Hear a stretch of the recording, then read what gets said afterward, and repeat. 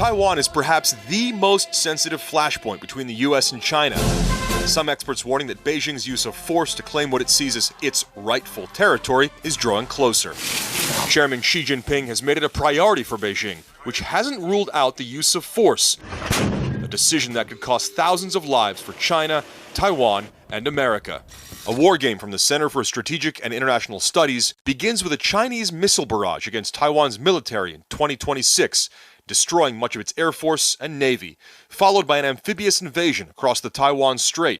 Taiwanese forces fight back using advanced U.S. weaponry, Patriot missiles for air defense, anti-ship missiles and torpedoes for sea defense, and its ground forces to defend the beachhead.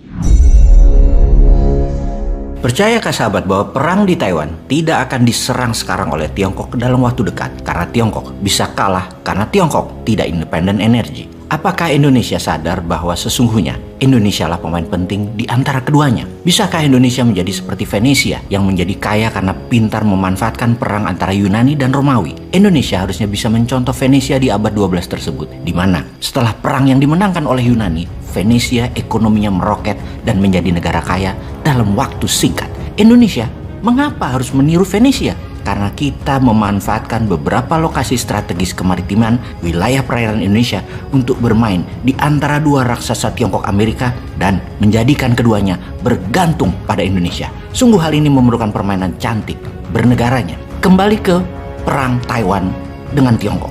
Bagaimana cara Tiongkok berstrategi dalam perang energi yang akan dilancarkan oleh Amerika tersebut? Dan apa strategi Amerika di dalam mencekik energi Tiongkok? Kita semua tahu bahwa 80% kebutuhan energi di Tiongkok adalah import dari luar Tiongkok. Import minyak jumlahnya per hari adalah 11,8 juta barel. Yang ini semua adalah kebutuhan BBM di masa damai, bukan kebutuhan BBM di masa perang, yang bisa meningkat 50% per harinya kebutuhan tersebut. Perang sesungguhnya bagi Tiongkok terakhir kalinya yaitu ketika terlibat di Perang Vietnam di tahun 1979.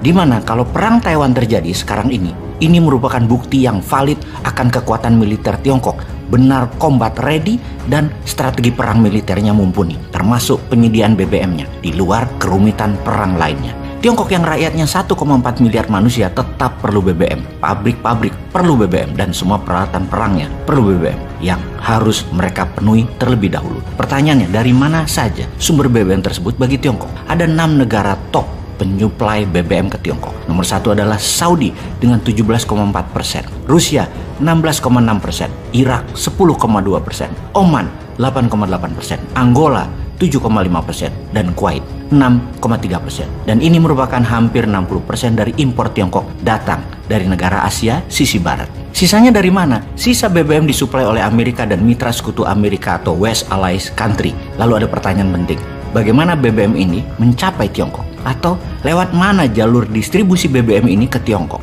Hanya satu yang lewat darat, yaitu dari Rusia. Sisanya jalur laut. Dan untuk jalur laut ada 3 jalur yang berbahaya atau biasa disebut choke point. Yang kalau kita jelaskan dengan peta, maka pertama posisi choke point adalah di Selat Hormuz yang berlokasi di antara Laut Persia dan Laut Oman. Ada 21 juta barel setiap hari lewat Selat Hormuz. Choke point kedua adalah Selat Malaka yang memisahkan Indonesia Pulau Sumatera dengan Malaysia, yang merupakan rute tercepat ke Tiongkok dari Asia Barat yang dilewati 80% kapal tanker seaborne oil menuju Tiongkok. Cekik saja salah satu di antara kedua wilayah tersebut, Tiongkok pasti tekuk lutut. Bahkan pemimpin Tiongkok sebelum Xi Jinping, Hu Jintao, mengistilahkan Malaka Dilema. Dan choke point ketiga adalah Selat Singapura. Selat tersebut hanya 19 km lebarnya yang menyambungkan dengan Selat Malaka yang kemudian baru masuk ke Laut Natuna Utara wilayah Indonesia lagi. Baru bisa bebas ke Laut Cina Selatan. Sekedar mengingat, Indonesia punya 2 wilayah air yang dilewati BBM impor Tiongkok, yaitu Selat Malaka dan Laut Natuna. Kembali ke choke point Selat Singapura. Pastinya Tiongkok tidak mengendalikan semua wilayah tersebut. Jadi siapa yang mengendalikan? Yaitu Angkatan Laut Amerika atau US Navy. Ada 2 armada yang menjadi security wilayah tersebut. Pertama adalah US Fifth Fleet atau armada kelima dan US Seventh Fleet atau armada ketujuh. Wilayah armada kelima mulai dari terusan Suez, Laut Merah, Teluk Oman, Samudra Hindia, dan ada 10.000 tentara berada di pangkalan militer Saudi Arabia dan Kuwait tersebut. Dan jika dibandingkan dengan Tiongkok, mereka tidak punya pangkalan military base di wilayah armada kelima tersebut. Yang terdekat adalah pangkalan militer Tiongkok di Djibouti. Armada ketujuh lebih menguasai sisi timur Selat Malaka sampai Hawaii. dan San Diego, berpusat di Pulau Okinawa, Jepang. Jadi patroli laut untuk impor BBM ke Tiongkok harus melalui 2 armada yang keduanya mengendalikan dan berpatroli bertemu di Selat Malaka. Bisa dibayangkan, ketika armada ke-7 melakukan cekikan di choke point Selat Hormuz dan Selat Malaka, Tiongkok tidak punya 70% BBM untuk bahan bakar perang dan mematikan energi di Tiongkok. Kalau kita menengok sejarah sekarang, Inggris di Perang Dunia Pertama memblok Austria, Hungaria, dan Jerman yang membuat Austria, Hungaria, Jerman kalah Perang Dunia Pertama. Juga di awal Perang Dunia Kedua, U-boat Jerman memblok dan menyerang kapal tanker BBM pihak sekutu di Laut Atlantis yang harus membuat jalur baru memakan waktu 3 tahun baru pihak sekutu bisa menyelesaikan masalah distribusi BBM perang ini. Terakhir, perang dengan Jepang, di mana inilah muasal armada ke-7 berdiri, mencekik Jepang di Selat Malaka dan di Laut Natuna, sehingga sebelum bom Hiroshima dijatuhkan, persediaan BBM perang Jepang hanya tinggal 8%, paling bertahan hanya untuk perang 1 bulan lagi. Jadi strategi perang dengan mencekik lawan, dengan energi, pernah dan banyak dilakukan sebelumnya dan sangat sukses, termasuk apa yang Rusia lakukan saat ini kepada NATO dan Eropa Barat. Dengan strategi ini, maka Tiongkok adalah calon negara yang kalau berani perang akan dicekik energinya. Jadi, apa strategi Tiongkok yang harus Tiongkok lakukan segera? Adakah cara untuk memutus blokade di choke point tersebut? Perang langsung dengan Amerika di choke point? Kayaknya shooting contest tersebut Tiongkok gak minat dan gak jago. Ternyata Tiongkok sudah buat jalur darat jauh sebelum ini, menghubungkan Asia Barat dengan Tiongkok pakai pipa. Dan sudah banyak yang beroperasi seperti di wilayah Pakistan, Irak, Turki, Myanmar. Infrastruktur pipa sudah sampai Tiongkok dan jalur ini digenjot percepatan yang saat ini, terutama jalur Pakistan. Tetapi kita tahu, tidak mudah memindahkan jalur pemenuhan kebutuhan 70% energi tersebut ke jalur baru.